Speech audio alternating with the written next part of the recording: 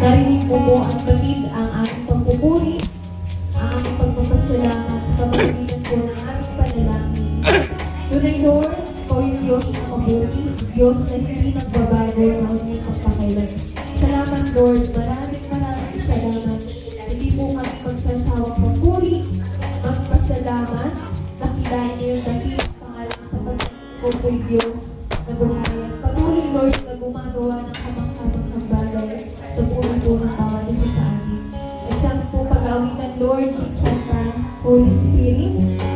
Tunay, Lord, na simula pa ng gawain ko po'y aming nararanasan at isang pag-awitan sa Lord, iyong dakilang pag-ibig, ang iyong mainit na lakas at pagpapasalamat sa iyong mga anak ngayong araw. Tunay, Lord, marami man po kami pagkukulang.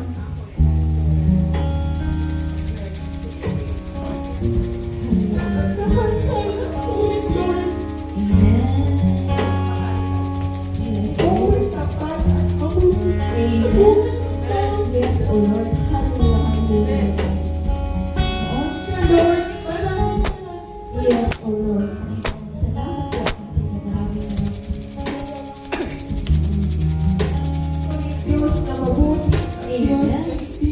Yes, O Lord. Lord, sa aming pagkaawitan. Patuloy mo pag-restore sa iyong pag-ibig. Nagbilakas ng iyong pagbaba. Yes, Lord. Marami po kami mga problema, pagsubok na pinagdaraan sa buhay.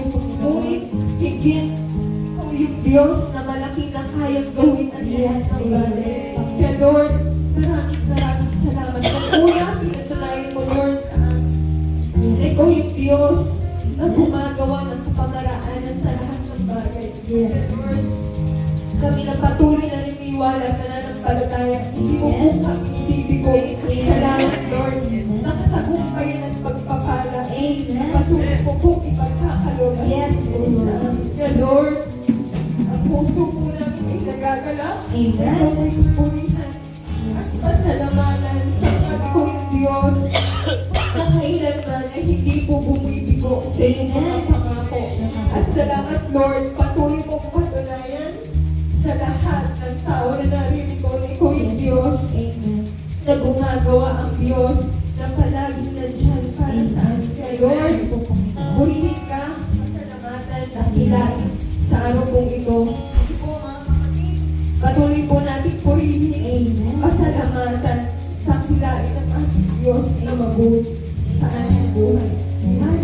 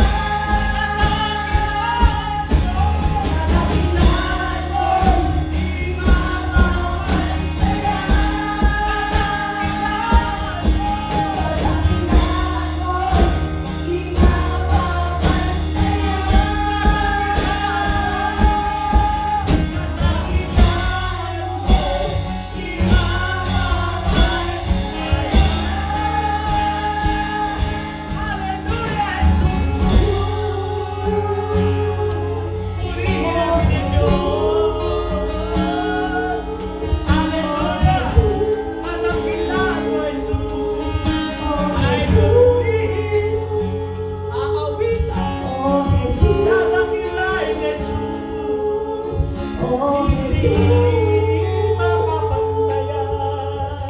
Kaluwalhatian mo, Jesus. Oh, purihin natin ang Diyos na buhay. Hallelujah, hallelujah. Yes, nakilain natin ang Panginoon sa umagang ito. Yes, bigay natin ang papuri, parangal, kaluwalhatian. Namibilang sa Diyos lamang, hallelujah, na ang ating kadahilanan kung bakit tayo narito sa mundo ay luluwalhatihin, dadakilain, at bibigyan parangal ng Diyos na buhay.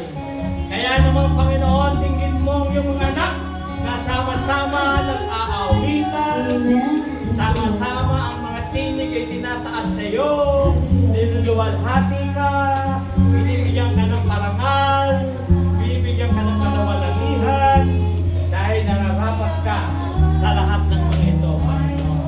Pagpalain mo ang araw na ito, Panginoon. Pagpalain mo ang araw na kung saan ang aming bayan ay maraming mga nagrarally para sa pamahalaan na magkaroon ng transparency. Palayan mo na mapuno ito ng kapayapaan, mapuno ng kaayusan. At kami na bayang Pilipino ay panalangin ng tamang pamahalaan na susunod sa kanyang kalooban, susunod sa kanyang mga salita. Paspasan mo rin kami mga Kristiyano, matuto kami gumalang sa bawat pamahalaan, sa mga leader, mga pinuno na namamahala sa amin. At turuan mo kami ang iyong kalooban ay matupad sa amin. Pagpalain mo mga Kristiyano na tunay na sumusunod sa iyo, mapuno kami ng kaalaman sa Diyos, mapuno kami ng karunungan sa Diyos, mapuno kami ng kapahayagan mula sa Diyos. Pangan lahat ng aming gagawin ay ayon lamang sa kanyang katwiran, ayon lamang sa kanyang plano, ayon lamang sa kanyang mga balaking namin. At ayaw mo, Panginoon, yung mga kalooban mong ito ay mga palaganap sa aming bayan. Paspasan mo ang aming pamahalaan, paspasan mo ang aming kongreso, mga senador at mga kongresman, mga governor at mayor at mga barangay chairman, mga pangulo ng bawat barangay. Tulungan mo sila makapamahala ng tapat, maayos, puno ng pagtitiwala na ang tanging Diyos ang tutulong at gagawin sa kanila. Hindi manghihina, pagkos, magtsatsaga pa sila. Dahil ang pinaglilingkuran namin, o pinaglilingkuran ng bawat isa, ay hindi lamang tao, kundi ang mismong Diyos na nagtatag ng bawat pamahalaan. Kasama kami sa aming pagtitipong ito, makita namin na lahat ng bagay sa mundo ito, tunay na ang Diyos nga ang pumupundo. Tunay ang Diyos ang namamahala. Tunay ang Diyos ang nakakakita. At siya rin ang lulutas. Siya rin ang gagawa ng paraan para sa lahat ng mga nangyayari sa aming bayan. Alam namin, Panginoon, hawak mo ang Pilipinas sa iyong palad. Hindi mo ito iiwanan. Hindi mo ito pababayaan. Tapos lalagay mo kami sa kaayusan. Lalagay mo ito sa kapayapaan. Papalayan mo ang bayan namin, may mga matatalinong leader, malalakas, mga matatapat. At gawin mo, Panginoon, na ang iyong mga lingkod ay sama-sama rin magdasal, tumawag sa iyo, na malagay kami sa kaayusan at kapayapaan. Dahil ang pamahalaang may kapayapaan ay may mga tao din puno ng kaayusan. Maraming salamat po sa araw na to. Ang iyong presensya, ang hiling namin pumagitna sa amin at ayaw mo ang iyong kalooban ang nangyari sa amin. Sa pangalan ng Ama, ng Anak at ng Espiritu Santo, aming dinadalangin ng lahat ng mga. Amen. Amen.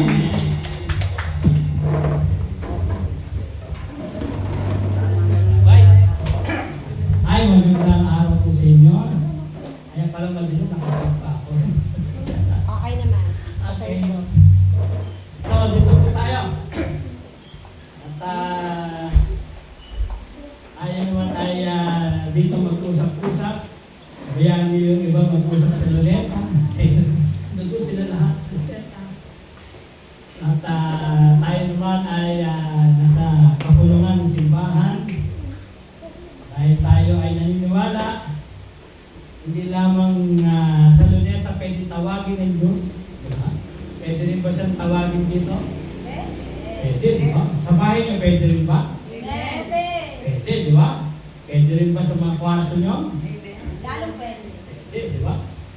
So, kahit saan pwede ang Diyos.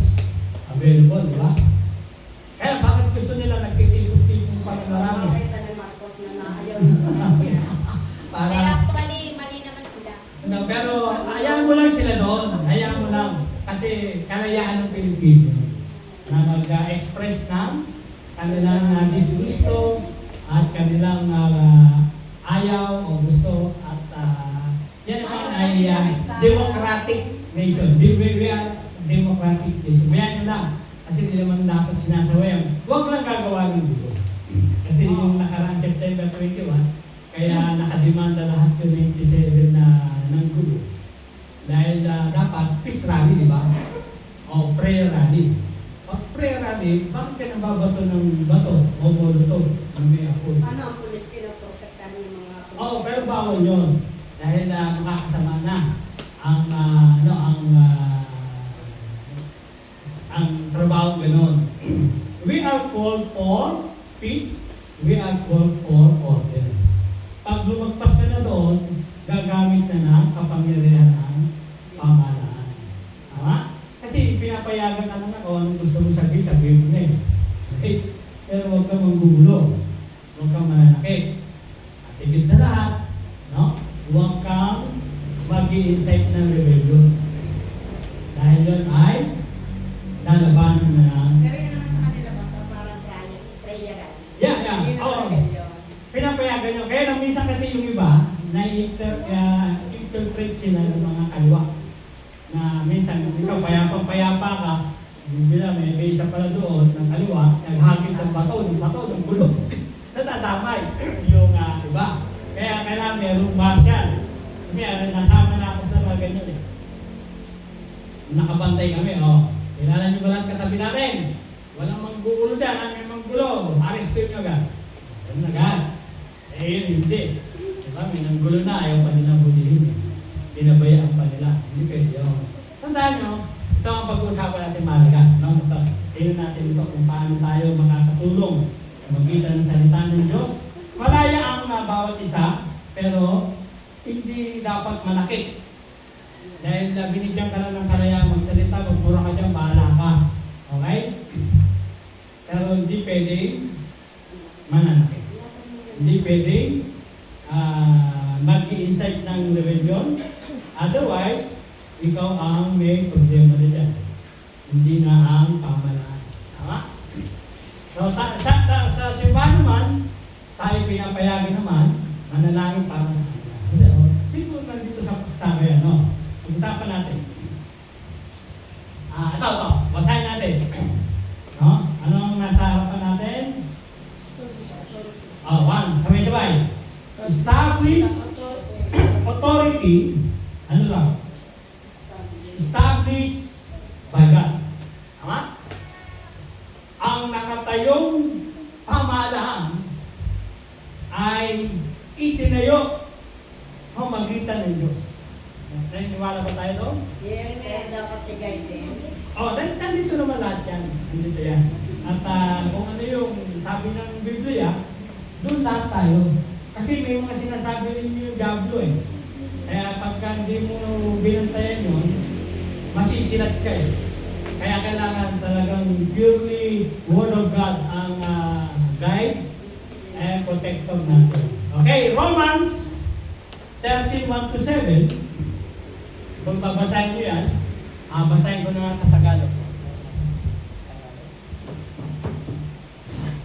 Yan. Babasahin natin sa Tagalog para maintindihan natin mabuti. Ito kasi ang talata para sa mga pamahalaan na kailangan naman din natin sinasariwa kahit tayo ilang beses ko na rin nababanggit ito, kaya maganda rin napapaksa siya, no? Para naalala natin na tayo ay guided dapat ng Diyos. Ito, Romans 13 verse 1 hanggang 7 lang muna tayo. Ano sabi rito? Ang bawat tao ay dapat pasakop sa mga pinuno ng pamahalaan. Yan na, nakalagay ko yan, Romans 13. Sapagkat walang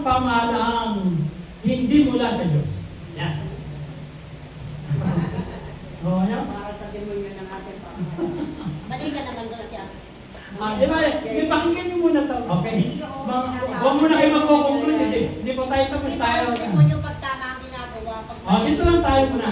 Ang bawat tao ay dapat pasakop sa pinuno ng pamahalaan. Kasi ito yung Romans 13 eh. Ito yung pinapayo ko nung pa sa mga bishop at mga pastor. Na ngayon, nai-involve na rin doon sa lalim. Sobrang sinakop naman. Mga bishop, mga pastor, Isa dyan naman, isakop naman talaga ng pamahalaan. na mahalaga dyan, nag-aaral lang tayo ngayon.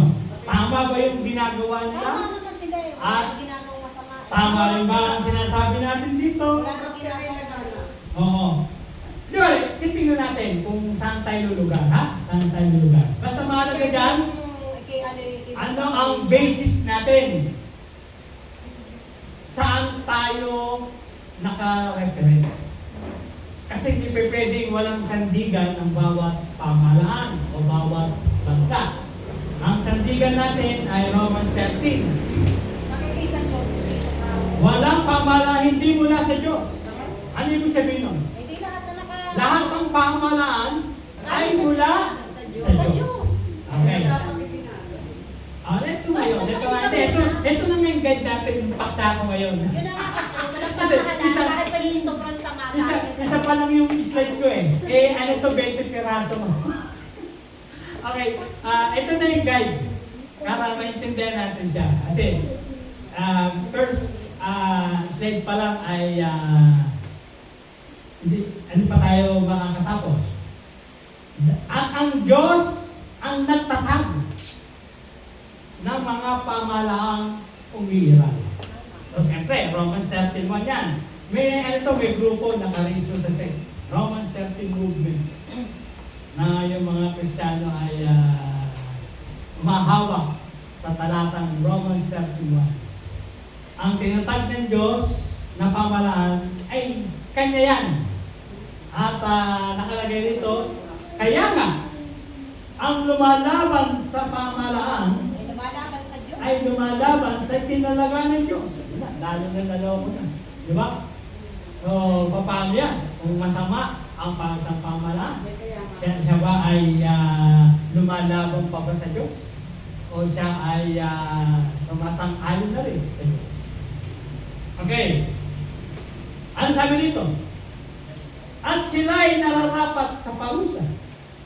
Kasi lumalaban ka, kaya nga may demanda inabot yung 97 na ng gulo noong September 21, dinimanda ng CIDG.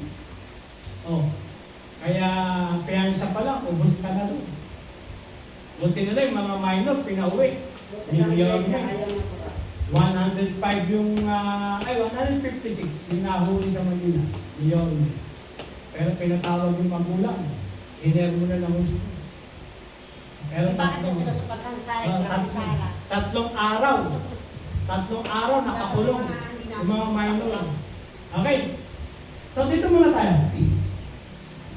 Ang mga pinuno ay hindi dapat katakutan ng taong gumagawa ng mabuti. Ano ba? Ang mga gumagawa lamang ng masama ang dapat, ano raw? Matakot. Kung ayaw mong matakot sa mga namumuno, gumawa ka ng mabuti at pararangalan kanila. Etong verse ko lang maganda rito. Sila'y mga lingkod ng Diyos para sa ikabubuti. So yung pamahalaan din, tinatawag na alagad ng Diyos. Okay? Ngunit, kung gumagawa ka ng masama, dapat kang matakot dahil sila'y may kapangyarihang magparusa. Yun, mabigat daw. Diba? Yung kapangyarihan niya, kahit siya'y nananahimik, pero pag gumawa ka ng masama, gagamitin niya sa iyo. Pwede kang padala ng NBI, pwede kang padala ng CIDG o PNP. Diba? Yung para yung nabasa kong may sinabi si Bongbong na mabuti, yung isa naman na ayaw sa kanya, ginawa ng masama yung sinabi niya at pinost. Nabasa yon ng NBI. Sa Cebu yata yun, hinanting yung yung nag-post. Arestado, yun, kulong. Kasi nag-fake news na siya. Dahil nahuhuli mo naman, ito sinabi ng presidente, ito naman sinabi ng vlogger. Tama ba siya? Fake news. Kasi yung kanyang sinasabi, nag-create na ng gulo. Mo, rebellion. Kaya tandaan nyo, may karapatan lahat magsalita. Pero huwag kang mag-iikayat, lumaban sa pamahalaan. Hindi ba tayo? Ang tawag din sa kaso na yan, inciting to sedition. May kaso yan eh. According to code, yung tinatawag natin Civil Code of the Philippines. RA 386. Pag ikaw ay nag-i-incite ng, sabi ko nga, magsalita ka ng magsalita, pero huwag kang mag-i-incite ng rebellion. Baka sinasabi mo, kaya patansikin ang pamahalaan, palayasin ang pamahalaan, ibaksak ang gobyerno. Naku, inciting to rebellion yun. Ang sinasabi natin, kung galit ka sa korap, hindi yung korap mo i-focus mo. Di ba? Tumigil kayo sa pamumuno. Sundin natin ang tama at matuwid na pamumuhay. Doon ka mag-concentrate. Pero pag ang salita mo naiiba na, kaya hindi rin dapat na hindi natuturuan yung nagrarally. Dapat tinuturuan ng mga ministro yan. Oras na magkamali ang ministro dyan, gaya yung ginawa ni Kibuloy. Ina-incite niya na rebellion yung member niya sa kanyang kingdom. Ang dami na arrest doon. Ayun, pati pinuno nila, in-arrest. Kasi meron ng rebellion. Kahit son of God ka ba, okay, pamahalaan yun. At sinasabi na dito, may karapatan siyang magparusa para sa iyo. Karapatan niya yun. Oo, walang pipiliin yun. Tingnan mo yung komunistang China. Wala nga Diyos yun, hindi na korap yun. Walang Diyos yun. Pero pag nagsalita ka ng masama sa presidente nila, firing squad ka. Bakit ganon? May authority. Yung kapangyarihan kasi, ang ino-honor doon ng Diyos. Kung ano yung baspas mo sa iyong mga patakaran, sundin mo. Ako nagtalaga sa'yo, gawin mo ang gusto mo. Kaya marami tayong nakaladlad na batas. Hindi lahat pwedeng sabihin na masama sa pamahalaan. Even kayo walang Diyos, magpaparusa sa iyo. Yung pa kaya sinasabi natin korap. Yung korap lang. Pero may Diyos pa rin, pwede siyang katakutan. Eto, walang Diyos talaga. Pero parurusahan ka talaga. Dahil sa Romans 30. Baba ba natin? Kasi tawag sa kanila ng Roma, ni Pablo, mga lingkod sila ng Diyos para sa ikabubuti mo. Marami namang ginagawang mabuti rin ng Chinese government. Ha? Pero meron din namang hindi mabuting ginagawa. Pero ikaw ba ay lalaban doon sa masama niyang ginagawa? Kasahan mo yung masama niya, kakasahan ka rin ng kasama niya. Kasi may kapangyarihan siya. Nakukuha niyo? Okay, mamaya, isa pa lang kasi itong stay natin. Ngunit, kung gumagawa ka ng masama, dapat kang matakot. Dahil sila may kapangyarihang magparusa. Yung verse 4 na yun, malupit yun sa Romans 13. Kung gagawa ka ng masama, may kapangyarihan siyang magparusa. Tama? Ano pa? Sila'y mga lingkod ng Diyos. Inulit-ulit. No? Na nagpaparusa sa mga gumagawa ng masama. Babalikan natin. Paano kung siya na ang gumagawa ng masama? Sino magpaparusa? Hindi yung nagtalaga sa kanya. Ang Diyos, ang magpaparusa sa Tama? kanya. Hindi ko ang magpaparusa, kundi sino yung nagtalaga, siya ang magpaparusa. Gaya ng ginawa ni Pero ng Egypt. Pinapayuan na siya ng tama niyang gagawin. Palayain mo ang Israel.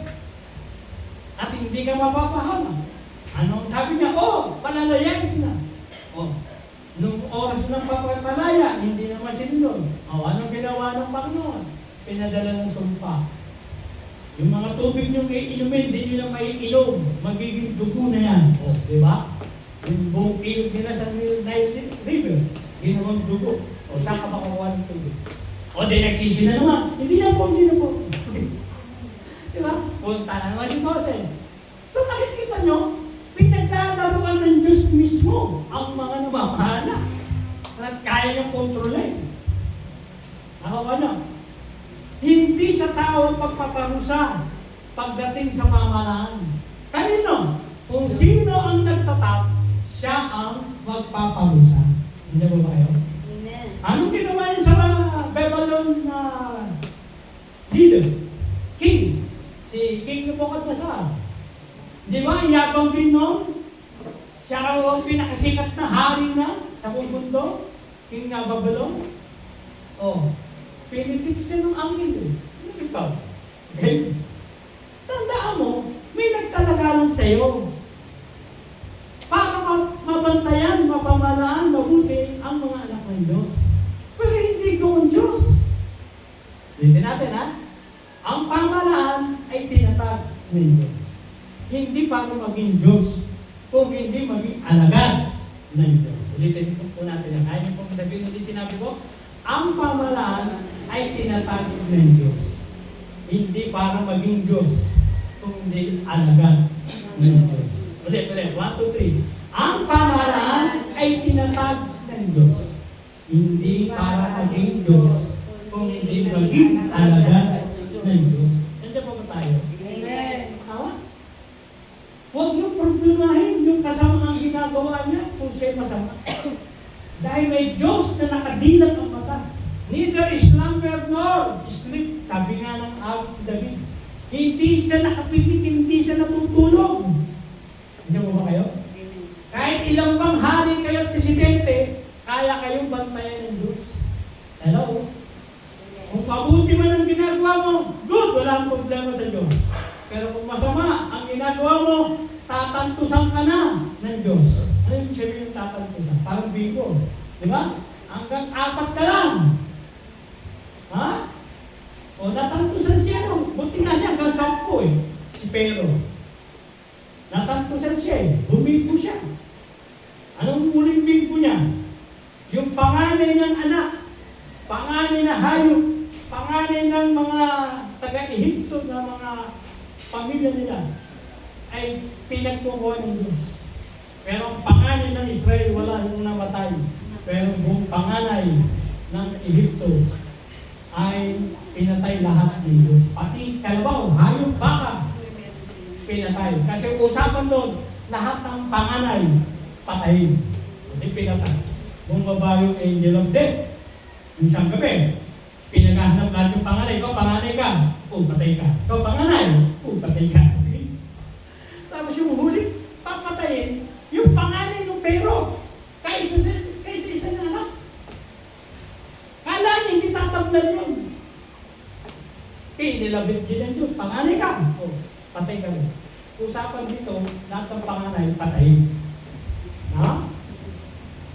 Nayanig yung Pero. Anong ginawa niya? Bumigay na siya sa Diyos. Tama. Ikaw kayo po makapangyarihan.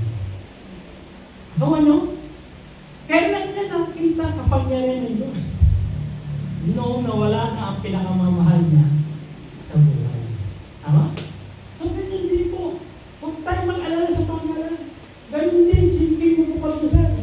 Pinagapang ng Diyos sa damuhan, sa bukid, sa loob ng 7 taon. Para matuto lang magpakumbaba. Dahil sobra nang mataas ang hari mo ito, ubod na ng yaman. Kaya pagbaba ng anghel ng Diyos, pinagapang sa bukid siya, pagbaba ng 7 taon yan. Yung kinakain ng kambing, kakainin niya. Nakita niyo yun, ano? Diba? Ang ganti ng Diyos sa mga haring ayaw gumawa ng tama. Kaya ako hindi ko problema yung mga hari. Dahil sinabi ni Daniel, ang Diyos ang nagtatatag ng hari, ang Diyos din ang nagpapabaksak ng hari. Naniniwala kayo doon? Amen. Sa Daniel 2. Oh, nasa Daniel 2 yun. Nasa Bible ko. Ang Diyos ang nagtatatag ng hari, ang Diyos din ang nag-aalis ng hari. Amen. Daniel 2 yun. 40 yata, 40. Bakit? Diyos, hindi mo mapapasubalihan. Sa una, kala mo wala nagagana. Pero, sa araw, magugulat ka, may nagagana. Dahil ang Diyos ay kumikilos, hindi siya nakapikit, hindi rin siya natutulog.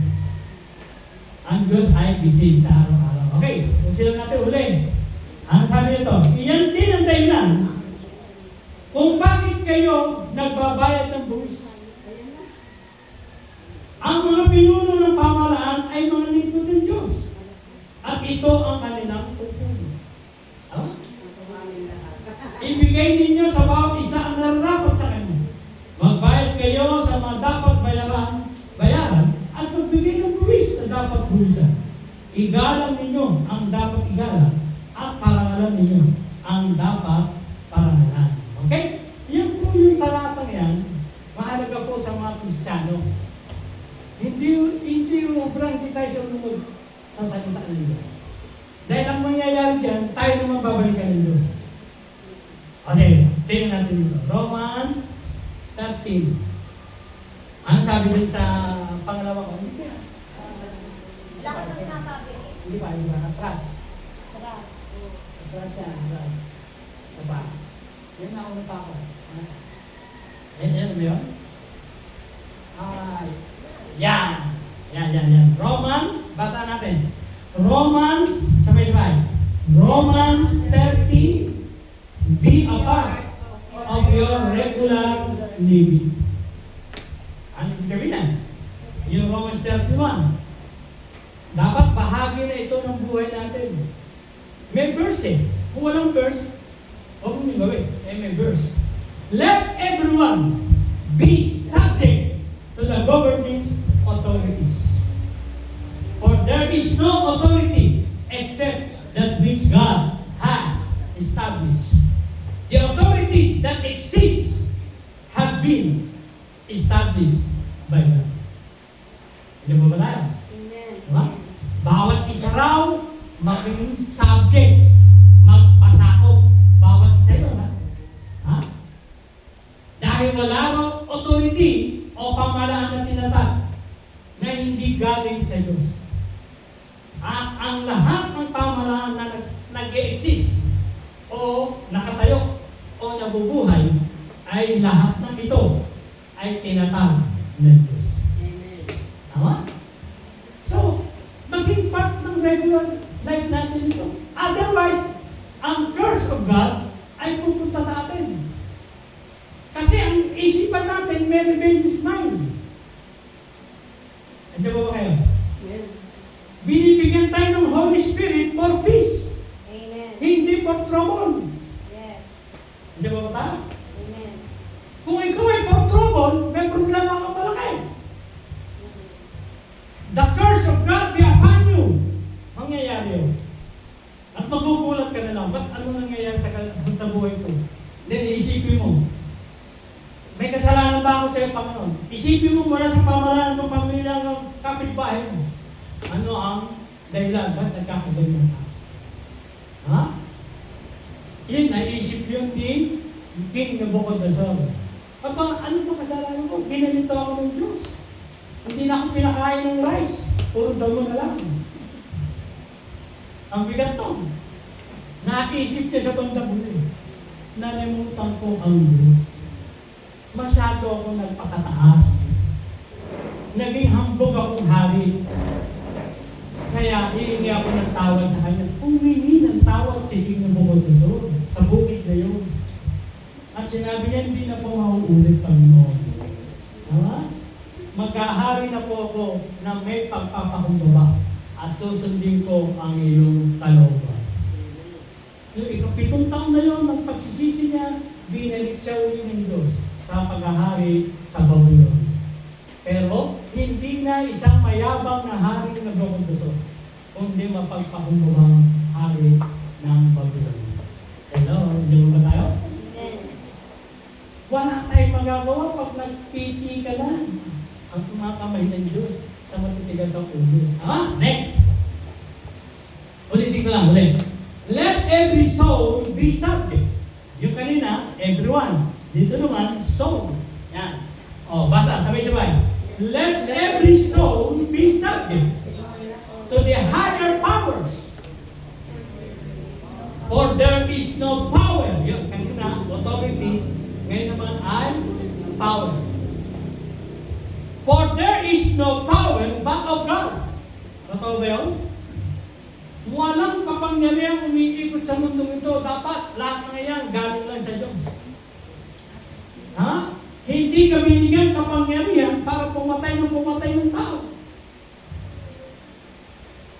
Hindi magiging lisensya ang power to kill the people, but to manage and provide the needs of the people. Yun po ang binigay ng Diyos. Kaya ka binibigyan ng kapangyarihan at binibigyan ka mataas na posisyon para pamahalaan mo kanyang mga anak sa tamang pamamahala at ibigay ang nararapat nilang pangangailangan. Yan po ang dahilan kung bakit ang Diyos ay nakasubaybay sa mga hari sa mundo. Ha? But of God, the powers that be are ordained. O, ginamit naman dito, hindi established. Anong ginamit? Ordained of God. Everyone say, ordained of God. Yung everyone, ang sinabi niya, soul. So, dinite niya, bawat tao, bawat kaluluwa, magpasakop kayo sa pamahalaan. Ngayon, yung authority, hindi na authority ginamit niya. Higher power. Yung bawat matataas na kapangyarihan, yung bawat tao ay magpasakop sa kanya. Wala raw kapangyarihan na hindi galing sa Diyos. Lahat ng kapangyarihan ay galing sa Diyos. Yan yung pa kayo. Amen. At yan daw, hindi lang established by God. Anong ginamit na word? Ordained of God. Ano ibig sabihin ng ordained? Yung established, madaling intindihin, tinatag ng Diyos. Itong ordained, ano ibig sabihin? Ha? Ang ordained, parang sa amin. Ang nag-ordain tayo ng pastor, tatawag tayo ng 5 pastor para patungan siya ng kamay. Okay? At pagka mag-order naman kami ng bishop, tatawag kami ng 5 bishop. Para 5 bishop, magpapatong din ng kamay sa kanya. So pag sinabing ordained, Ordination. yung direct hand of God ay talagang siya ay binasbasan. Commission niya kanina. Oo, kinukomisyon na siya. At ginagamit lang ang eleksyon. Pero ang totoo niya, may napili na ang Diyos. Ulitin natin ha. Ginagamit lang ang eleksyon. Pero ang totoo, may napili na ang Diyos. Amen. Para maging higher authority ay maging higher power. Kasi lahat po tayo, kontrol natin ng Diyos. Amen. Sa ayaw at sa gusto nyo. Yung buhay nga natin may deadline. Yes. Hello?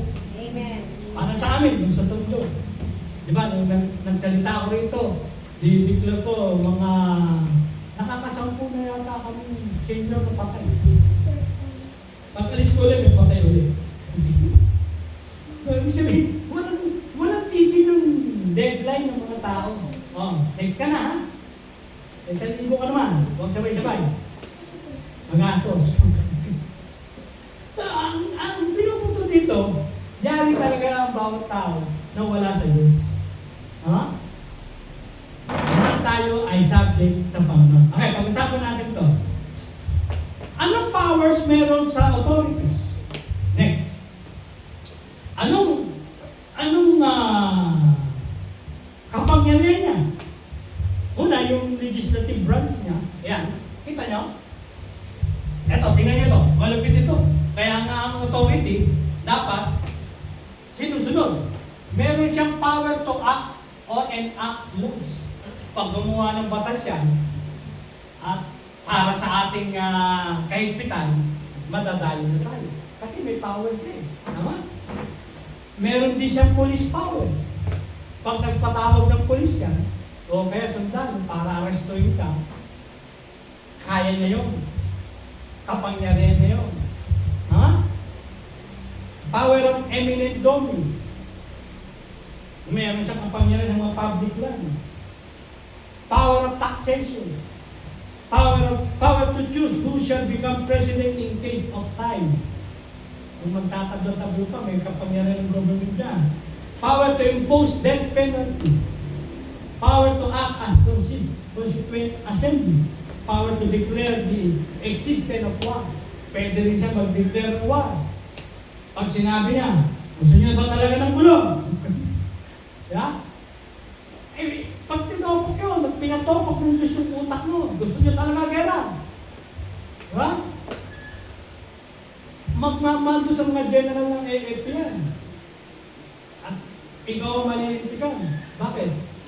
Wala kang armas, pero nag-declare siya ng martial law o military rule.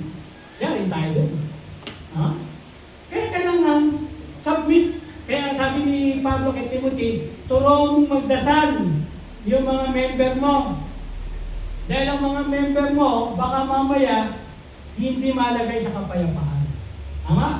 Ano pa?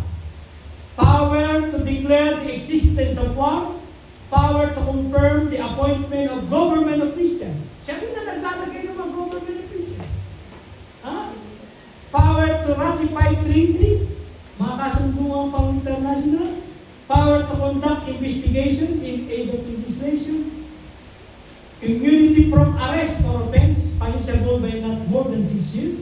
The power to appropriate money and the power to impeach. Ako, bigat ng power ng pamahalaan, di ba? Bakit natin binabasa yan? Para makita nyo, tahimik siya, pero ang kapangyarihan niya ay marami at hindi natin kakayanin. Yung power, yung police power lang, mabigat na yun. Anyone can be arrested. Pag sinabi niya, arresto niya, wala ka magagawa doon. Nung naalala ko pa si Digong mo, yung isa, binantaan siyang papatayin. Isang teacher lang yun, ha? Nag-block lang yun. Para dumami view niya. Ang patayin niya lang si Digong. Oh, hinanting na yung bail at pinahanting niya. Hindi ko, mabagay. Oo. Yung isang teacher. Kaya yung teacher doon na-arresto. Agad-agad, hinahanap niya. Inutusan niya yung BA. Hanapin niya, arresto niya. Ako lang yun. Iyak yung teacher. Ginagamit na lang daw yun para sa Facebook, para sa view. Pero yung binanggit mo, di ba, ay lagpas na sa freedom of speech. Papatay ka na. Sabihin mo na nagbibiro ka, huwag sa presidente. Nakuha niya? Inarrest mo. Kulong mo na yun. Kaya mag-iingat po tayo sa ganun. Kaya natin tinuturo ito. Okay, next. Ulitin natin rito. Everybody read, say, governing authority established by God. Tama? Authority yan. So, kaya natin pinapaliwanag yan para makita nyo, ganyan yung itsura ng pamahalaan. May gobyerno, at meron mga namamahala. Meron tayong national government, local government, at meron din tayong barangay government. Okay, next. At ito yung siyam ng power ng executive branch. Okay? Kasi tatlo yan. Executive, legislative, and judiciary. Papalawanan ko rin dito. Ang power ng executive, mabigat. Power to implement laws. So, saan ka pupunta dyan? Pag pinatupad niya yung law. Diba? Law to arrest lang, yari na tayo dyan. Pwede niyang cancelling yung writ of habeas corpus na walang kailangan hanapin warrant of arrest. Kung hindi, a-arrestin ka na agad. Yun yung tinatawag na suspension of habeas corpus. Di ba dapat bago ka arrestin, may warrant of arrest. Pag dineklara niya yun, nawala na, maraming ma-arrestin. Kasi power of habeas corpus. Okay? Administrative power and control over the agencies of the government. Sa kanya yan. Makikita nyo, yung government ang hawak ng executive. The power to appoint government official, power to commute sentence, grant pardon, reprieve, and amnesty. Nasa kanya lang yan. Yung kapangyarihan na ikaw matanda na nakakulong sa National Bilibid Prison, at pag nirekomenda ng mga director doon, ito pwede na pong palayan ito, bigyan nyo na ng awa. O, kaya kwento mo sa presidente, bakit sa patatawagin? Naglingkod naman to, namuhay naman ng tama sa loob ng kulong. Okay, sige, bigyan na ng pardon niya, pauwi na. Diba? So, may ganun po ang kapangyarihan niya. Power to declare martial law. Ito mabigat sa atin. Section 18. Power na yun. Wala tayong magagawa doon. Yung maghahari ang mga military sa bawat bayan, hindi ka na makakalabas dyan na hindi sisitahin ng checkpoint na may mga sundalo, bawat bayan, bawat kanto. Martial law yun. Wala nang power yung mga mayor, wala nang power ng mga police. Military ang meron. Ha? Pag yan, ginawa niya, wala rin tayong magagawa kundi manalangin. Otherwise, arestado. O, kung nalaban ka, malapit ka na. Pero, ano ba? Power to suspend the privilege. O, ito yung sinasabi ko. Power to suspend the privilege of writ habeas corpus. Yung pag-alis ng warrant of arrest para arestuhin yung gusto niyang arestuhin. Power niya yun. Ha? Power to veto a law. Kasi na yung batas ng ginawa, pwede niya i-veto yun. Baguhin. Hindi pwede yan. Hindi maganda yan. Okay? Power of supervision and control over the local government. May power siya sa mga governor, mayor, sa barangay chairman. May power ang executive branch. Power to conduct treaty and international agreement with other states. Power niya yan. Kaya may treaty tayo sa Mutual Defense Treaty. Power niya yan. Na kapag tayo sinalakay ng isang bansa, dahil may treaty sa US, tutulong ang mga nakatreaty sa atin para labanan ng isang lumalaban sa Pilipinas. Yung peace treaty, ano yun? Na hindi mo dapat awayin ng Pilipinas, ng limang bansa, US, United Kingdom, France, Germany, at ang Pilipinas, 5 nations yung nag-treaty yan. Kaya hindi tayo nagagalaw na dahil may peace treaty. Ha? Ano ba? Next. Itong kasunod, kahit na lang ang pagbasa, kung gusto nyo, nakikita nyo yan, ayan, may 40 government agencies, madami. Control lahat ng executive branch. Okay? Kaya lahat ng nangyayari sa Pilipinas, kahit maliit na bagay, nakakarating yan sa presidente dahil sa mga ahensya natin. Ha? Ang lawak niyan. Mga taga-binete, mini-meeting mo every week. So malalaman mo lahat nangyayari sa buong Pilipinas. Tama? Even yung mga rally-rally na yan, bago pa sila mag-pwesto dyan, alam na ng presidente sino maglilider dyan, sino magpapakain dyan, sino nagbabayad dyan. Alam na. At alam na rin kung sino manggugulong. Alam na yun. Okay, wala tayong magagawa doon. Dahil siya ay binigyan ng power. Ayan, next. Next ko. Okay. Inabanggit na natin to para makita nyo gano'ng kalawak ang power ng isang presidente. Na anybody ay kailangan natutong magpasakot sa Panginoon. Okay? Ayan, ang power na Executive Department of the Philippines. Yeah? Ilan yan? Agriculture, Agrarian Reform, Budget, Information, Education, Energy, DNR, Finance, Foreign Affairs, DILG. Yan. Sa kanya yan. Meeting na lagi yan. Mabibigat yan. Local government in the Philippines. So, may gabinete na at may sakop pa sa mga League of Governors, League of Mayors, League of Cities. Lahat yan. No, ibig sabihin, yung power na yan, di ba? Napakalawak. At ang bilib ko sa presidente, alam lahat yan. kailangan talaga may gift of governance ang hahawak. Yan, next. Susunod. Next. Ayan pa, isa. Ayan pa. Yan. Ayan mga logo. No? Philippines government agencies ang dami. No? So, pinapakita lang natin, hindi lang Malacanang ang pwesto ng presidente. Kundi may higit, bukod pa yung GOCC. Kasi pinapakita lang natin cabinet positions, mga national agencies. Pero yung GOCC, like yung hawak niya yung Philippine National Oil Company, yung may hawak ng langis dito sa Malampaya. Abay, control din ng government yun. May hawak sa LRT, sa kanya rin yun. So, lahat yan, nakakikita ng kapangyarihan. Next. Ito pa isa, na kailangan natin maintindihan din, no?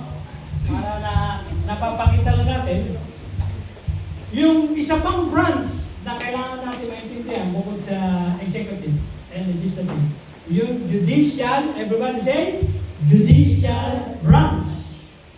Mabigat dito. Ito yung mag-i-interpret ng ginawa ng Kongresong batas, kung tama ba o mali. Sila rin ang mag-aayos yan. The power to interpret laws, the power of judicial review, pati constitution, nasa kanya rin. Adjudicatory powers, nasa kanya rin. Pag sinabi adjudicatory, mamamagitan o tinatawag na mediator. The power to determine the validity and constitutionality of the law of the state. Kung may nilalabag ang executive o ang legislative, ang judicial ang mag-interpret kung nilabag nga ang batas. Diba? Pag sinabi ng Supreme Court, may nilabag, nandun yan, walang magagawa sila, sunod.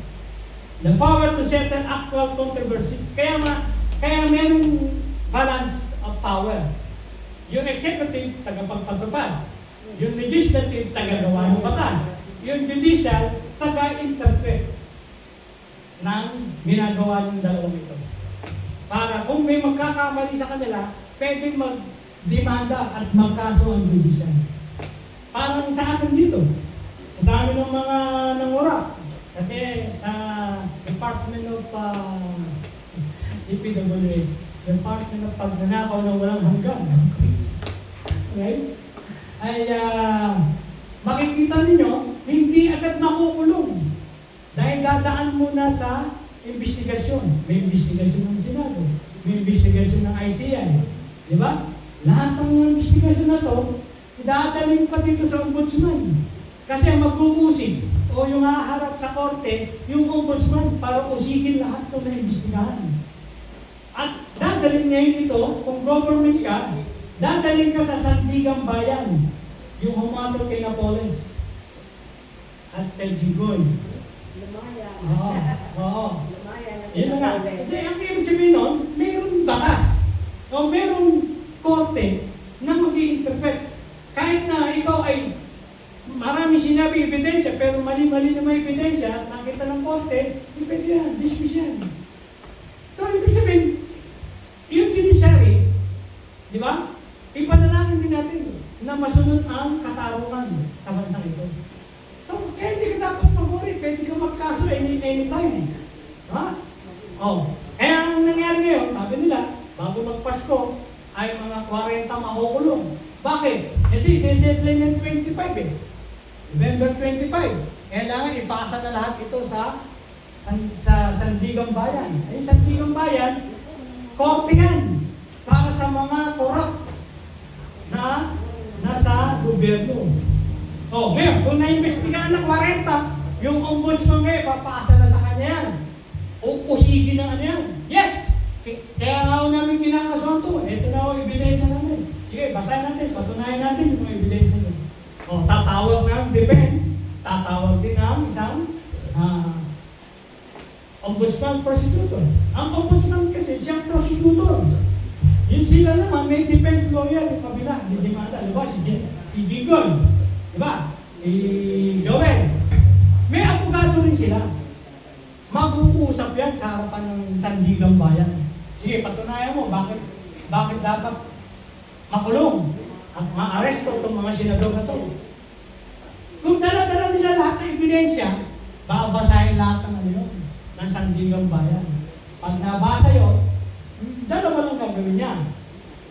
I-dismiss kung mahina yung ebidensya. I-acquit kung malakas ang ebidensya. Parehas lang yun eh. Ang ibig sabihin, convict. Okay? Acquitted lang o acquittal lang o conviction. Kaya itong ating government talaga established by God. Kasi meron siyang balance eh. May balance from the executive, legislative, and judiciary. Kaya kung hindi ka satisfied sa dalawa, di mag-file ka ng demanda. Ha? At doon mo makikita sa Sandigang Bayan.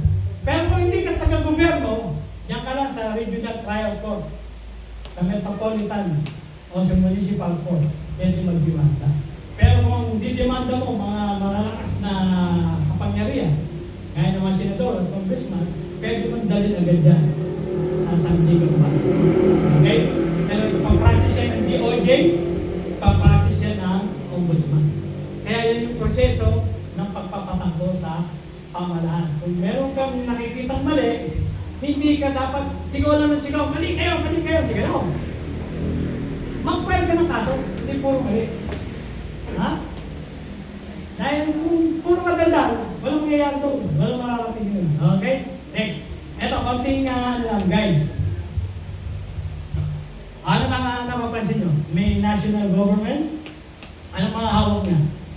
May province, may municipality, yung hawak ng province, may component city, parang Batangas. Ang dami city, ilan ang city ng Batangas? Batangas City. Di ba? City, Anawan. City. Sino ba? Palang yan, sa tutumus dito. Meron pa? Iba City nga, Tanawan City. Ha? Tutumus. City na ba yung Santo Tomas? Oo, Santo Tomas ka pala. Oo, City na yun. Oo.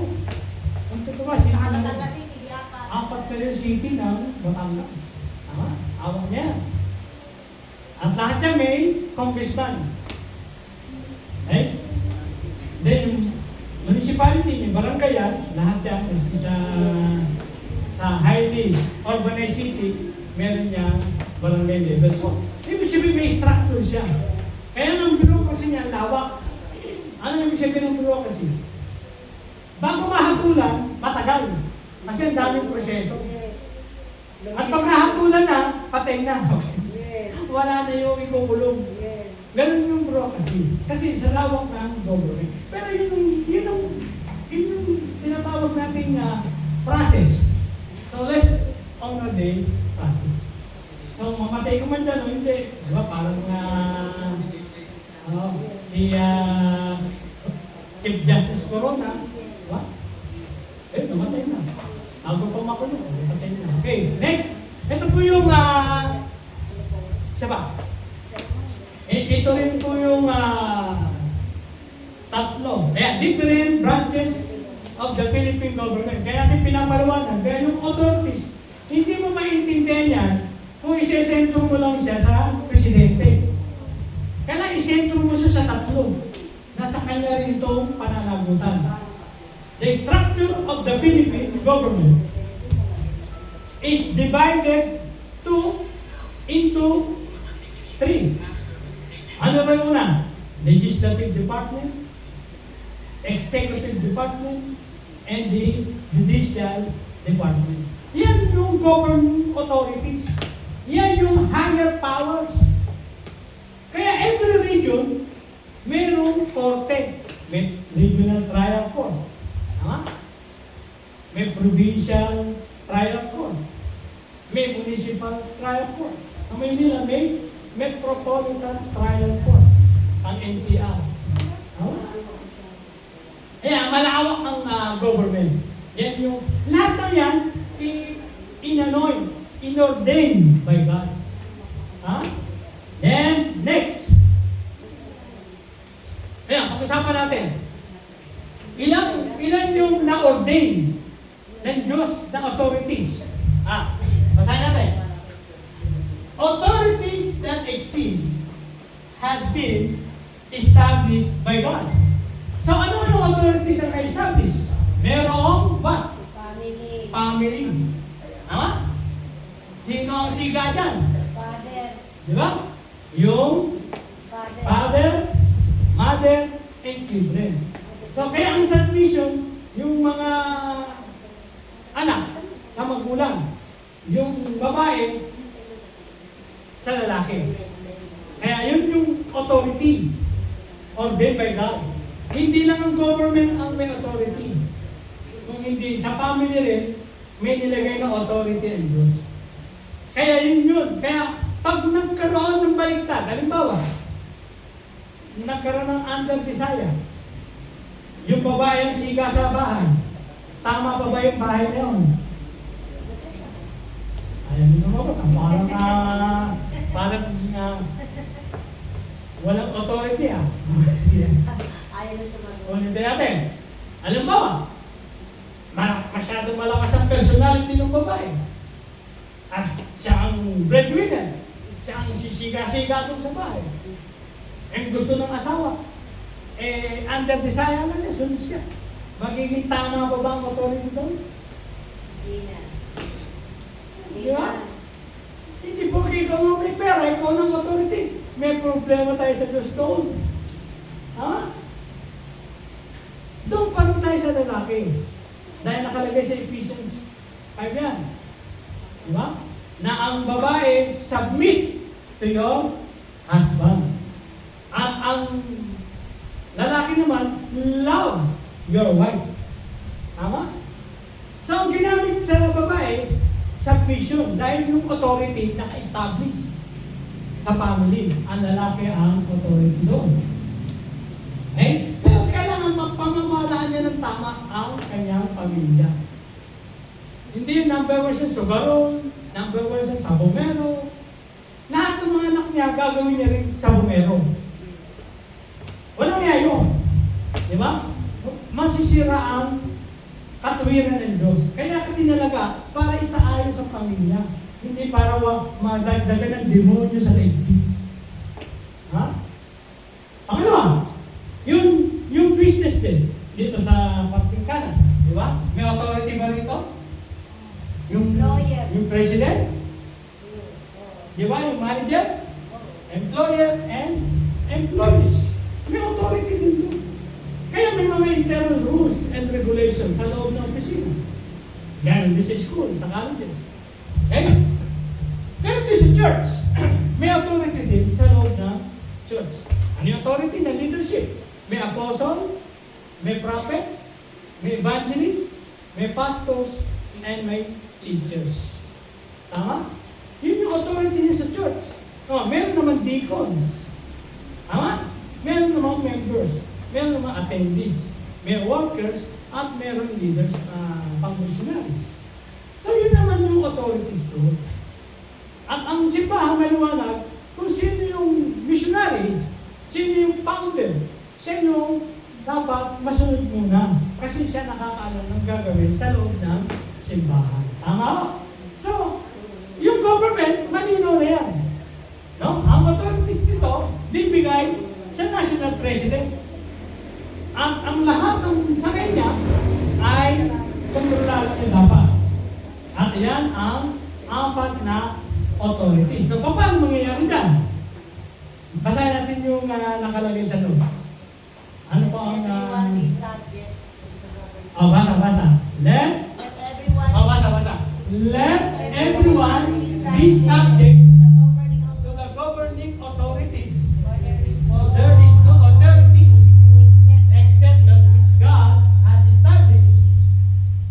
The authorities that exist have been established by God.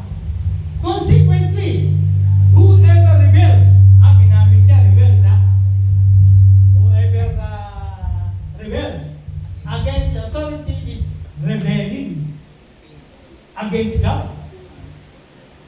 God has instituted. And those who do so will bring judgment, saan? On themselves. Kung ikaw ang gagawang magre-rebelde, Ikaw na ang nagpaparusa sa sarili mo. Dahil lumalabang ka na sa Diyos ko. Tama? Next. For rulers, hold no terror for those who do right. Kung gumagawa ka ng mabuti, walang problema sa authorities.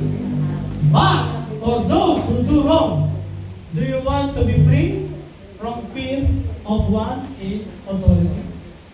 Yun ang kanyang tanong doon. Okay, next. Ito, tingnan natin to. Nakita tayo. Anong sabi dito? Recognize and respect every authority. Okay, sabay-sabay natin basahin. Recognize and respect every authority. Oo. Kaya niyo pa ilakas yan? Okay, okay, 1, 2, 3. Recognize and and respect every authority. every authority. Yeah. And the-display na. The authority that exists Established by are established by God. Ay, ano sabi dyan? Sa bilog na yan? God, God, Jesus, Jesus, Holy Spirit, Holy Spirit, Apostle, Apostles, Word of God, faith. Yan yung authority on in heaven. The power to impose obedience, right to command or act. Yeah? To act with authority is to act by the order or instruction of one who has legal or rightful power. So, ang ibig sabihin, may hierarchy of obedience. Amen. Hindi ubrang may kanya-kanyang astig sa langit o sa lupa. Ayan. We must recognize the need for authority and have respect for authority once This is established. it is established. Naalala ko ito yung sinabi ni Leon. Kasi doon, may dalawa siyang kaaway na congressman sa Manila. Si Congressman Chua, tsaka si Congressman Abante. Kontra sa kanya yun.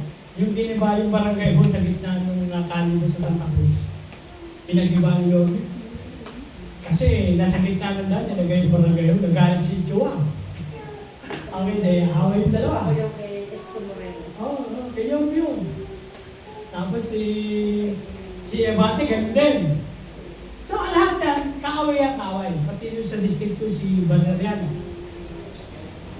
Kaya, minsan, dumating yung tatlo sa opisina. Pinuntahan.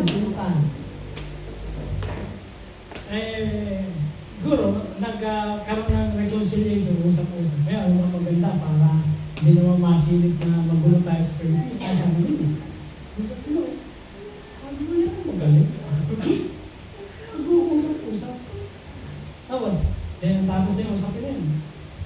May nag-comment. Kasi si Leon, may lahat ng ginagawa yan nasa Facebook.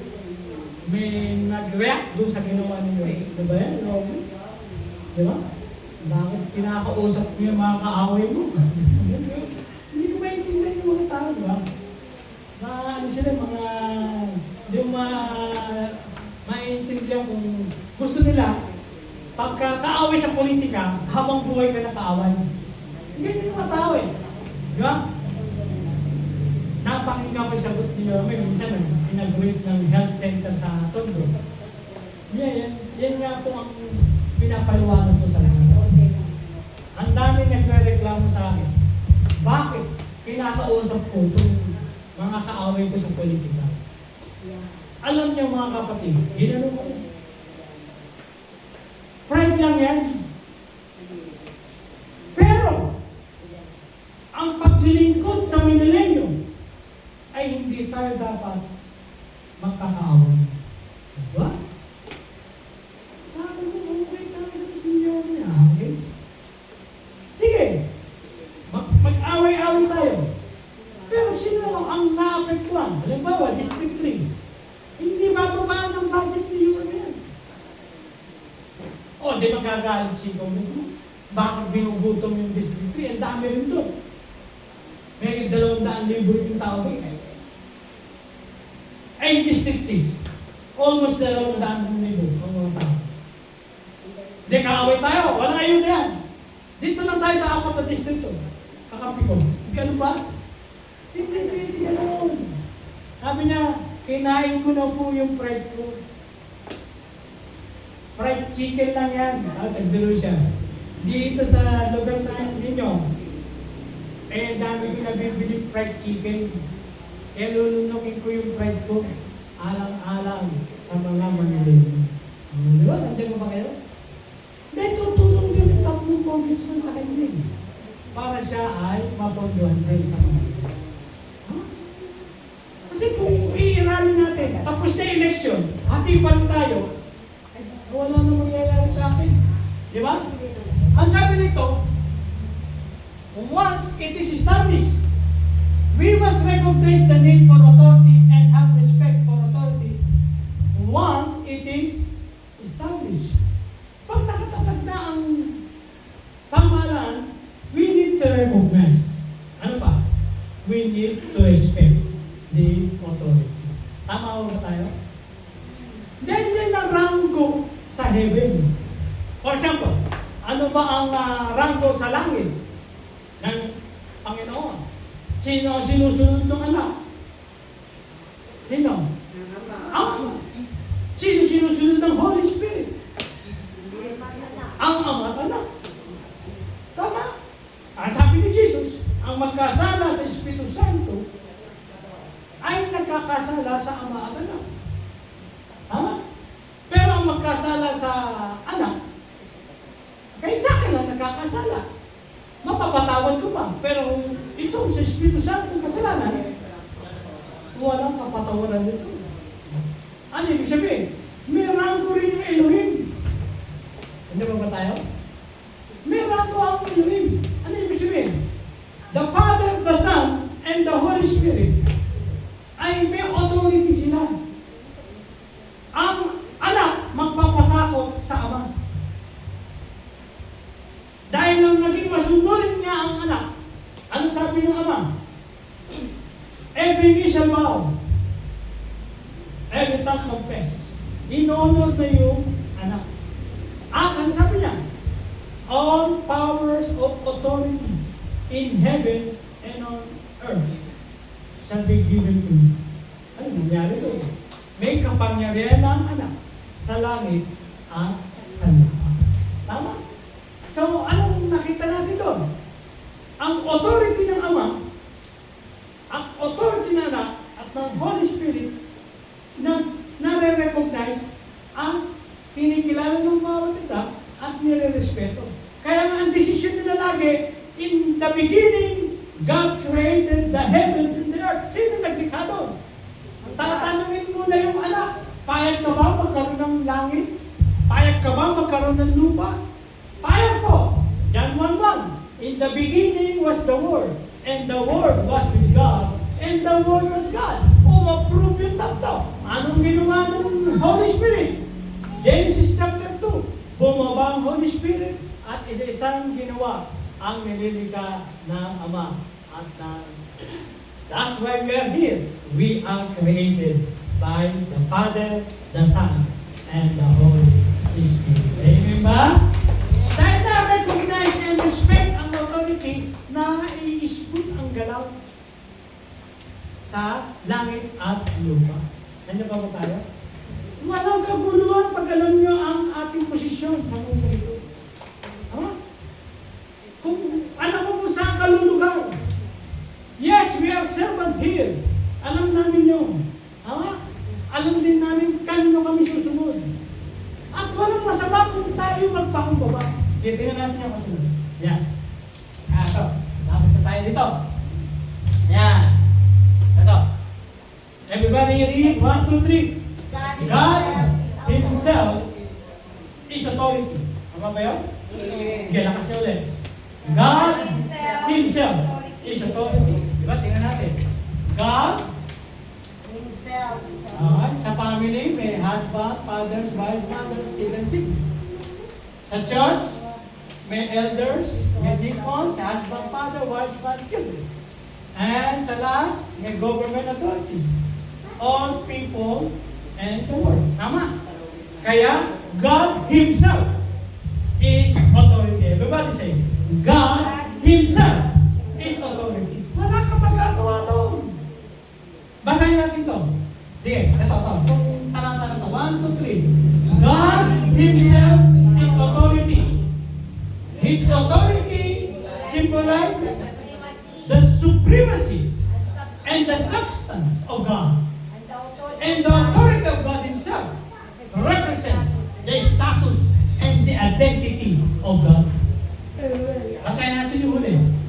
The authority of God Himself, ano sabi? Represents the status and what? Identity of God. Kaya niyo bang basahin yan o titignan niyo na lang ako? 1, 2, 3. The authority of God Himself represents the status and identity of God. Habang sumusunod ka sa Diyos, pinapakilala mo ang Diyos nga ang makapangyarihan. Habang sumusunod ka sa pamilya, habang sumusunod ka sa church, habang sumusunod ka sa government, pinapakita mo ang Diyos nga ang mataas at namamahala sa buong kalawakan. Amen? Yes! God Himself represent the status. God Himself represent His identity as God. Nandiyan ba tayo? Amen. Habang may submission, merong pagkilala tayo sa Diyos. Nandiyan ba tayo? Amen. At pag yan hindi na-recognize, pag yan hindi na-respect, isa lang ibig sabihin yan. Ayaw natin kilalanin talaga ang Diyos. Nandiyan ba kayo? O next, tingnan natin ito. Anong pasabi? Yan, basahin natin. 1, 2, 3. Christ and Bible authority. Diba? Yung authority of Christ, ang liwanag. Diba? Ano yan? Authority to lead. Ayan, yan yung authority niya. Yan din yung Bible authority. Religious authority comes from God. Even the minister, bishop, pope, bishop, priest, ministers, authority niya comes from God. Kaya nga lagi tayo nagpo-correct. Bakit mas mataas ang Diyos? Bakit hindi tayo sumusunod sa Kanya? Bakit yung ayaw niya, ayaw niyong sundin? Halimbawa, yung commandment number 2, nasa 10 commandments yun. Pinapaalis yung mga imahe sa bahay-bahay. Pinapaalis yung mga ribulto sa bahay-bahay. Ano ang ginawa naman ng isang religious leader? Maintain. Hindi lamang sa bahay, dinala pa sa opisina, sa mga lobby, naglagay ng mga ribulto. Hindi ba kayo? Kaya may problema tayo malaki sa submission sa Diyos. Di ba? Kung siyang Diyos ang mataas. Kung siyang Diyos, ang Diyos ang masunod. Kung siya ang Diyos, siya dapat parangalan. Dahil siya ang Diyos. Hindi ba tayo? Okay, next. Tayo. Next. Ito na. Yan. Kilala niyo na sa picture. Kilala niyo. Sino na nasa taas?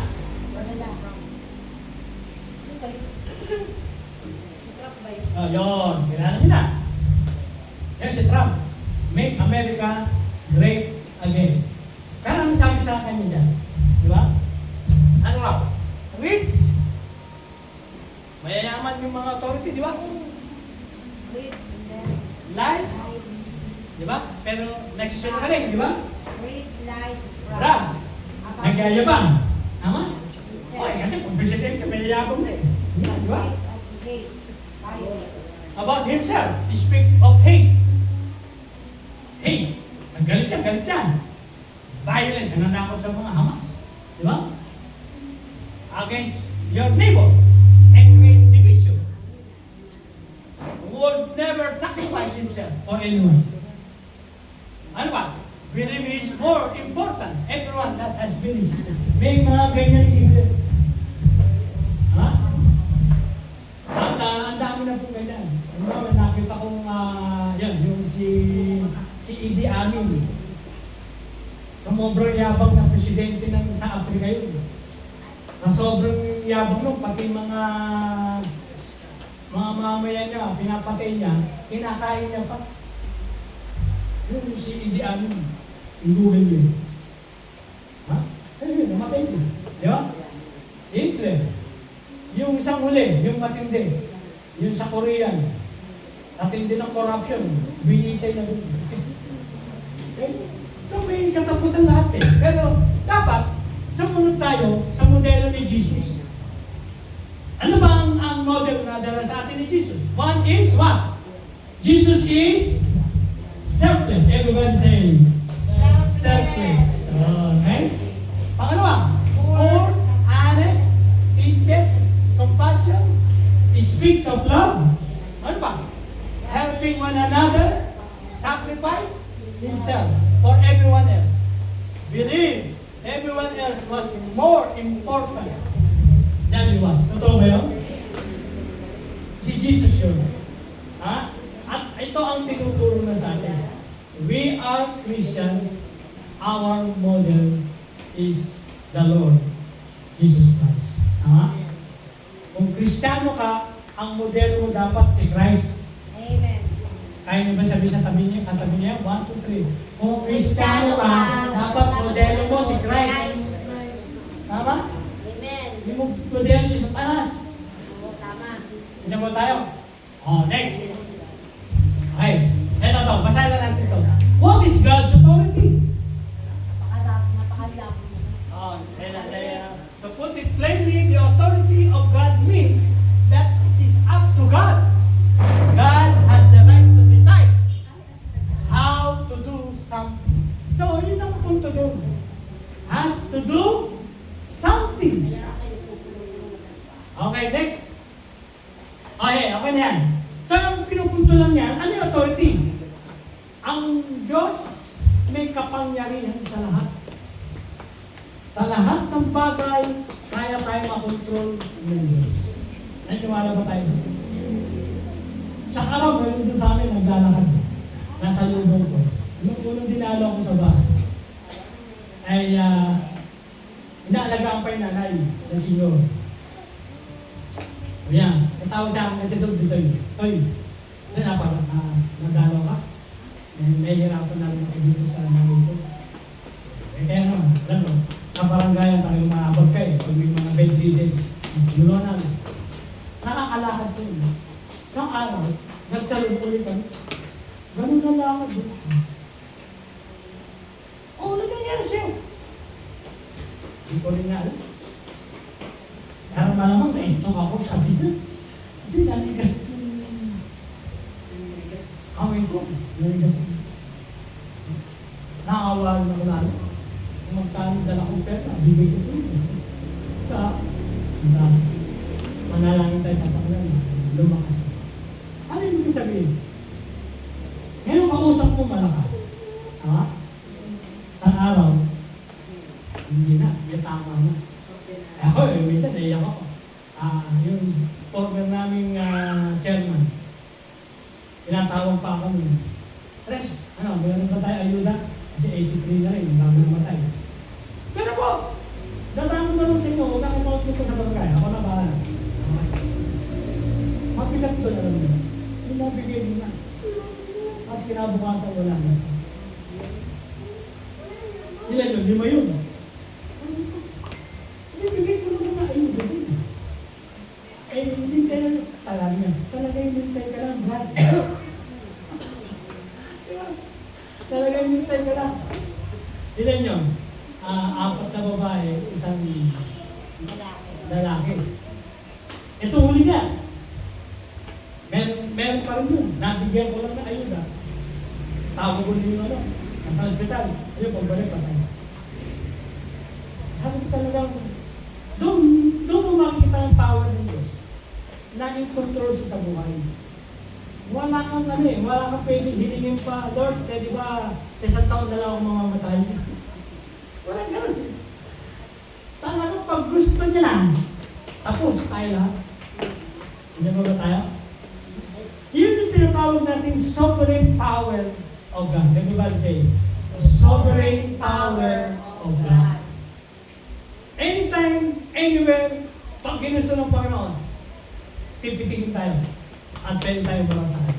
Hindi ba tayo? Okay? Kaya yun ang kinatatakot natin. Kaya tayo pinapasunod sa salita ng Diyos. Then anytime nawawala tayo sa daigdig. Pag nawala tayong suwain, Romans 21. Revelation 21 verse 9. Lahat ng mga duwag. 21:8. O 21:8. Lahat ng mga natakot ay may kaparusahan na aabitin sa Panginoon. Okay? Next. May natin ito. So, anong duty natin ngayon? May tatlong duty ito eh. Hello. Pagbasahin muna natin ito, ha? God's chain of authority. God, everybody say, God has all authority. Everybody. God has all authority. So, maliwanag na yun. So, Elohim. Ang God dyan ay Elohim. Next. God has given all authority to His Son. Tama? 3. Jesus gave authority to His apostles. Kaya may mga kapangyarihan ng mga leaders ng church. 4. Inspired men wrote the Word of God. Ha? God is the ultimate. Ito pwede natin isigaw yung nakakanan doon. Okay? 1, 2, 3. God is the ultimate authority. I trust Him. Ulit. 1, 2, 3. God is the ultimate authority. I trust Him. Tama? Magtiwala tayo sa Kanya. Kaya mo maggawa ng mga kawalang-yaan ng mga presidente niya. Pero ikaw ang mawawala sa Diyos. Amen. Ako walang may amen yun. Ulitin natin ha. Amen ako ah. Ulitin natin ha. Kaya yung mga walang yung mga presidente magwalang niya. Sino na magwalang niya? Pero ikaw, magtiwala ka sa Panginoon. Amen. Dahil tinitya ko sa inyo, hindi uubra ang masasamang mga pangulo sa harapan ninyo. Amen. Tiyak may kaparusahan. Pinarusahan ng pera ang lupit. Hanggang anak na niluras. Tama? Amen. Si Herod na hari ng mga Herod the Great, tinataas yung sarili niya. Siya na raw ang Diyos dahil siyang hari ng Jerusalem at ng Israel. O anong ginawa ng Diyos? Nang pababa ng anghel, pinauod yung kanyang leeg. Pinitin yung buhay niya doon pala sa stage. Ano ibig sabihin? Taka mo na, Herod, nakalimutan mo na. Ako ang nag-establish sa'yo. Ako ang nag-ordain sa'yo. Bakit ikaw na nagiging Diyos ngayon? Hindi mo ba kayo? Established by God, ako nagtatag sa'yo, hindi ikaw ang Diyos. Hello? Amen. May ang ginagawa mo ng Diyos sa sarili mo, tatanggalin na kita. Hello? Kaya pinatay si Herod. Basahin yun. Sa Matthew. Sa Acts. No? Kasi nagyabang siya sa harapan ng Diyos. Kaya ganun din po sa atin. Kaya di ko worry ang mga suway sa Diyos. Problema nila yan sa harapan ng Panginoon. Dahil lahat tayo binigyan ng responsibilidad. At lahat tayo may accountabilidad sa harapan ng Diyos. Tama? Kaya gawin ko ang responsibilidad ko, gawin niyo rin ang responsibilidad niyo, at ang mga namamahala sa atin, gawin nila ang kanilang responsibilidad dahil mananagot tayo lahat sa harapan ng Diyos. Amen? Habang nandyan tayo sa harapan ng Diyos, lahat tayo nakikita, lahat tayo nasa video, lahat tayo nasa malaking white telon at pinagmamasdan ng Panginoon. Kung tama ba ang ating ginagawa. Sumusunod ba tayo sa Kanya? O sinusuway natin siya? Gusto ba natin ng pagpapala? Sumunod tayo sa Kanya. Gusto ba natin ng pagpapalo? Huwag tayo sumunod sa Kanya. Ha? Next, sumunod natin. Ito. Tingnan nyo to. Tingnan natin. Anong basa nyo dyan? 1, 2, 3. Submit yourselves to God.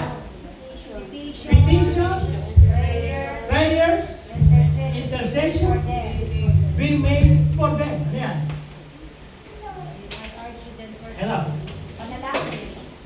Unang request ng Diyos, bilang mga Kristiyano, anong verse yan? Diba? 1 Timothy 2. Sa 1 Timothy 2. Itong resist the devil. 1 Peter 5:2 o 5:5. Ito. Submit yourselves, therefore, to God. Resist the devil, and he will flee from you. So, ano ra gagawin natin? Kung may nag-uudyok sa atin na maging suwain, maging disobedient, ano sabi niya? Punta ka sa Diyos. Manalangin ka. Panginoon, mukhang mali na iniisip ko. Panginoon, mukhang nagiging demonyo na rin yung aking kaisipan. Okay? Pwede ba itama mo ako, Panginoon? At palayasin mo itong mga nagsusunod sa akin ng sama. Sa pangalan ni Jesus, lumayas ka ng demonyo. Ganun ba? At ano mangyayari sa'yo? Submit yourselves. Therefore, to God. Ano mangyayari daw? Pag pinapalayas mo na sa mga espiritu, nalayas ang masamang espiritu. Di ba? Pero pag hindi mo pinapalayas, ano ibig sabihin nun? O sige, ano ba? Pagkakong tatay, susunod mo pa ako. Lahat na masama, sabihin mo sa akin. Lahat na demonyo yan, sabihin mo sa akin. Siguro ng demonyo. Dahil nakalagay din sa 1 Peter, he is like a roaring lion. Hinahanap ang mga sibain. Hinahanap ang mga matitigas sa ulo, mga rebelde. Ito po, okay to. Gawin natin yan ito, kasama sa impyerno. O, diba? Nadadali tayo sa isa. See, remember, all focus is in the throne of God. Everybody say, 1, 2, 3. All focus is in the throne of God. Para ayaw na everybody. 1, 2, 3. All focus is in the throne of God. Habang Kristiyano tayo, habang nabubuhay tayo, ang kaisipan natin, Lord, makapili kita sa throne mo. Ano ba ang dapat kong gawin para makasama mo ako sa throne mo? Tama? Diyan mo ba kayo? Amen. Madali lang ang buhay. Magiging pitasin na kayo, meron pa yan. Pero gusto ko, Panginoon, itama mo isip ko, itama mo puso ko, itama mo kaluluwa ko, para makapiling kita sa iyong kaharian. Ay, palakpakan natin ang panahon doon. Ewan ko, kaya mo pa ako sundan doon. Itama mo isip ko, tama mo puso ko, tama mo kaluluwa ko, para makapiling kita sa iyong kaharian. Amen. Palakpakan natin ang Panginoon. Hindi ba? Amen. Mahirap maging tao. Pero under Jesus, madali tayong maging tao. Tama? Dahil lahat may guide para sa atin. O, ano sabi niya? Kaya Timoteo muna, ano sabi niya? Pinapayuhan niya bilang Kristiyano, bilang mga pastor, bilang obispo. I urge them, first of all, that petitions, mga petition daw, mga panalangin mo, prayers, intercession, ano pa raw? Thanksgiving. Be made for all people. Mga nagdadasal dyan, mga nagrarally ng prayer, lahat yan. Magpasalamat kayo, kayong mga tao. Saan ito gagawin? Para sa mga hari. For kings. Ipanalangin ang mga hari. Ipanalangin ang mga presidente. Sino pa papanalangin? And all those in authority. Ang duty, ang obligasyon natin, ipanalangin ang lahat na nasa pamahalaan. Para magkaroon. Anong purpose? Bakit yan ang pinukunan kay Timothy? Para saan? Para makapamuhay ng tahimik. That we may live peaceful. Everybody, live, sabi-sabay. That we may live peaceful and quiet lives in all godliness and holiness. Tama? Sabi niya, gusto niyo bang pumaya pa buhay mo? Gusto niyo bang magkaroon kayo ng kaayusan sa inyong mga pamilya at sa inyong komunidad? Pray for all kings, for all authority. Hindi mo ba tayo? Amen. We are ordered. We are mandated to pray, not to speak against them, but to pray. To have peace, quiet, di ba? Lives in all godliness and in all holiness. Tama, no? Diba? Ang habol ni Pablo, Timothy, hayaan mo sila dyan kung masama yung gobyerno mo. Basta panalangin mo yung hari na yan. Para mabuhay kayo ng payapa at may buong kabanalan. Hindi mo ba tayo? Amen. Sundin mo lang payo ko sa'yo, Timothy. Gaganda ang buhay mo. Hindi ka madidisgrasya. Okay? Next. Ano pa sabi dyan? Ay, ito. Tingnan natin to.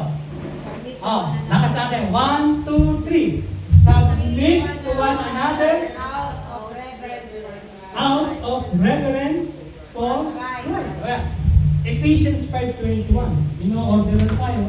Di ba? Napasakop Submit to one another out of reverence for Christ. Alang-alang daw, ay Kristo. pagkilala natin ng paggalang kay Kristo. Bilang. Tanda niya, nakadikit kasi yung pagiging Kristiyano natin kay Christ Jesus. Hindi ba tayo? Amen. Kaya lagi niyang tinitingnan, taka muna, yung problema naman po, ano ko. Di ba? Parang nawawala na naman sa Espiritu. Kaya tinitingnan niya, baka bumibitaw ka na sa purpose niya.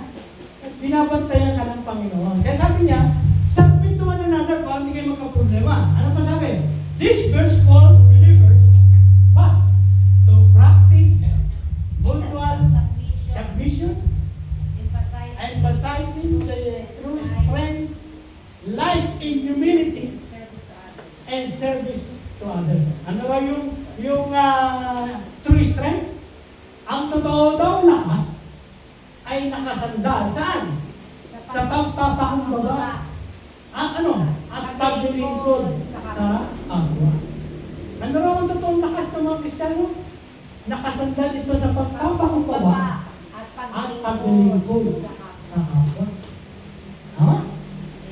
It encourages Christians to prioritize the needs of others, reflecting the sacrificial love of Christ and fostering unity within the community. Tama? Amen. Ang hangat ng Diyos sa isang Kristiyano mga lagad niya, kayo dapat ang simbolo ng pagkakaisa sa inyong komunidad. Hindi ikaw ang pinagmumula ng gulo. Hindi ikaw ang pinagmumula ng riot. Ano ba tayo? Amen. As a Christian, we are the soul and light of this world. Ulitin niyo sinabi ko. As a Christian, we are the soul and light of the world. Tama ho? Amen. Next. Ano pa sabi dyan? Hello, tingnan natin to. Sabi na ito. Yeah. Yeah. No, mga British. Sabi dyan, British. Yeah. Yung mga American accent. Yes. Diba? Dahil mga British muna tayo, nandito ang si Joshua. Yeah. Yeah. All of you. Be subject one to another. And be clothed with humility. Yes! Lahat tayo magpasakop sa isa't isa. At magdamit ng damit ng pagpapakumbaba.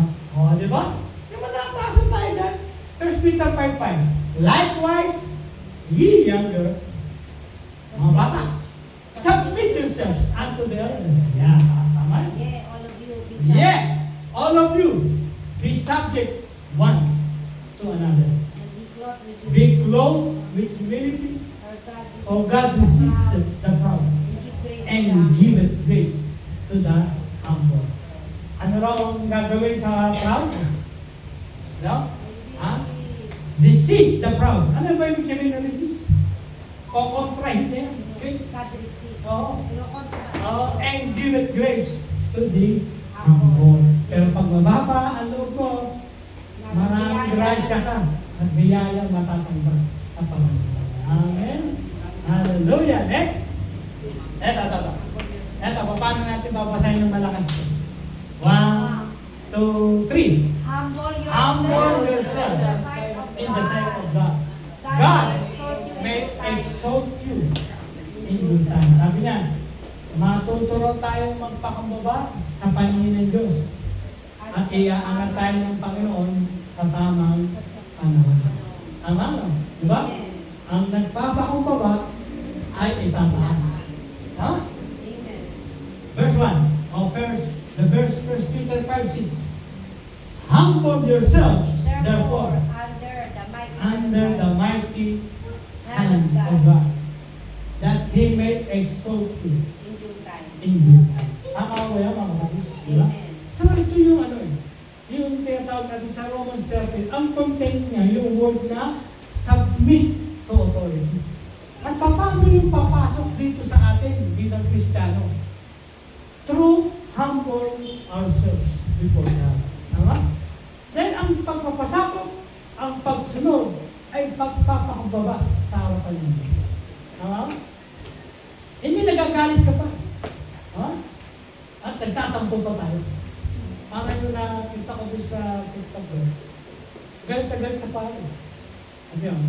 Kasi naman yung pare, bawat sasabihin niya, dapat may sagot kayo. Ano sabi ng pare? Alam nyo, sa totoo lang,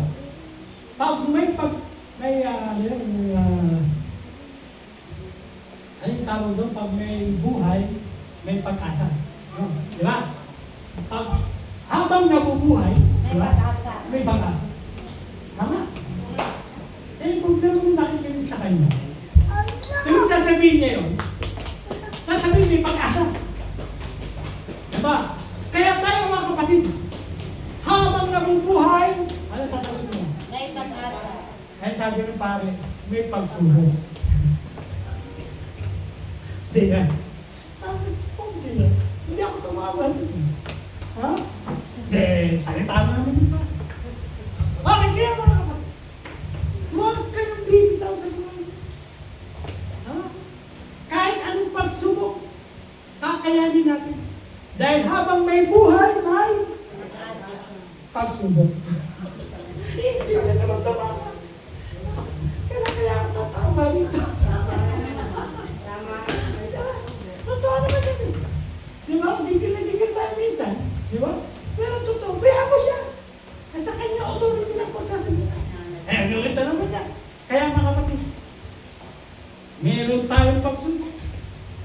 Meron tayong pagbangon sa ating mga sarili.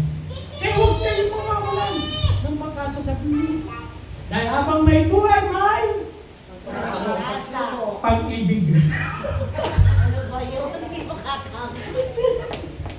Tumayas yung dumadalo sa simba. Pagpil pakalas na lang. Bakit? Hindi ako makatama eh. Naloko talaga. Minsan ganyan tayo, di ba? Yung gusto natin talaga, tumempo na sa kalooban ng Panginoon. Hindi pa rin tumempo. Sayang, na-bless na sana ako. Bakit? Eh, sumasabay kasi gusto ng Panginoon. Kaya na sumunod talaga tayo sa kalooban ng Panginoon. Amen? Then lastly, ano sabi niya? Lana. Yan, maraming salamat. Okay. Okay? Sama na lang tayo sa Panginoon. Amen ba? Ilagay natin ang sarili sa Panginoon. Panginoon, salamat. Mayroong salita na aking tuloy, nababasa, at mapapatunayan na ito dapat ang masunod sa buhay natin. Hayaan mo ang mga salita ito pumasok sa aming kaluluwa, pumasok sa aming mga kaisipan na maghanap kami ng ganap na pagsunod sa sakripisyo at totoo na pagpapasakot sa iyo. Salamat po. Papuri sa Ama,